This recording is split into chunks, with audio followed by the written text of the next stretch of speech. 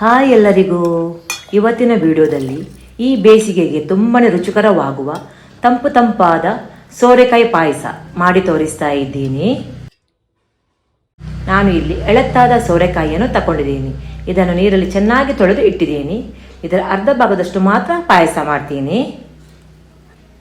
ಇಲ್ಲಿ ನಾನು 2 table spoon ಬೆಳ್ತಿಗೆ ಅಕ್ಕಿಯನ್ನು 3 ರಿಂದ 4 ಬಾರಿ ನೀರಲ್ಲಿ ಚೆನ್ನಾಗಿ ತೊಳೆದು ಒಂದು ಅರ್ಧ ಗಂಟೆ ಅಕ್ಕಿ ನೆನೆಯೋಕೆ ಬಿಡ್ತೀನಿ. ಇಲ್ಲಿ ಒಂದು ಇಡೀ ತೆಂಗಿನ ತುರಿಗೆ ನೆನೆಸಿಟ್ಟ ಅಕ್ಕಿಯನ್ನು ಹಾಕಿ ಗ್ರೈಂಡ್ ಮಾಡಿ ಇದರ ದಪ್ಪ ಮತ್ತು ತೆಳು ಹಾಲನ್ನು ತೆಗೆದು ಇಟ್ಟಿದ್ದೀನಿ.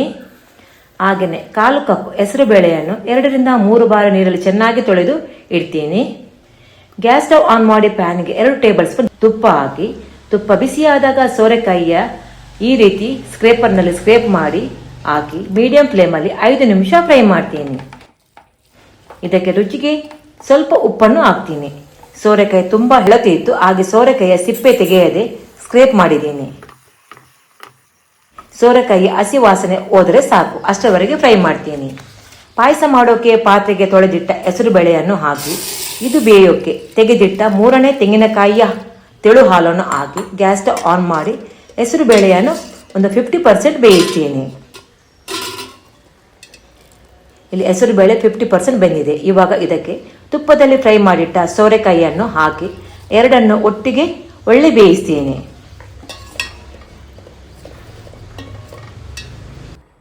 ಹೆಸರು ಬೇಳೆ ಬದಲಿಗೆ ಸಾಬುದಾನವನ್ನು ಹಾಕಿ ಸಹ ಮಾಡಬಹುದು, ಅಥವಾ ಕೇವಲ ಸೋರೆಕಾಯಿ ಮಾತ್ರ ಹಾಕಿ ಸಹ ಪಾಯಸ ಮಾಡಬಹುದು.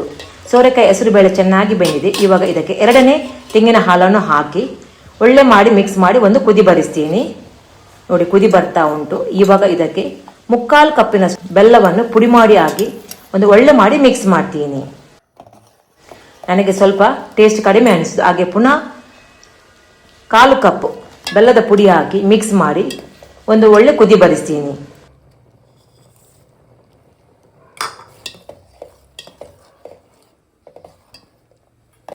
ಇದಕ್ಕೆ 1 ಸ್ಪೂನ್ ಏಲಕ್ಕಿ ಪುಡಿ ಸಹ ಹಾಕ್ತೀನಿ. ಇವಾಗ ಕುದಿ ಬರ್ತಾ ಉಂಟು.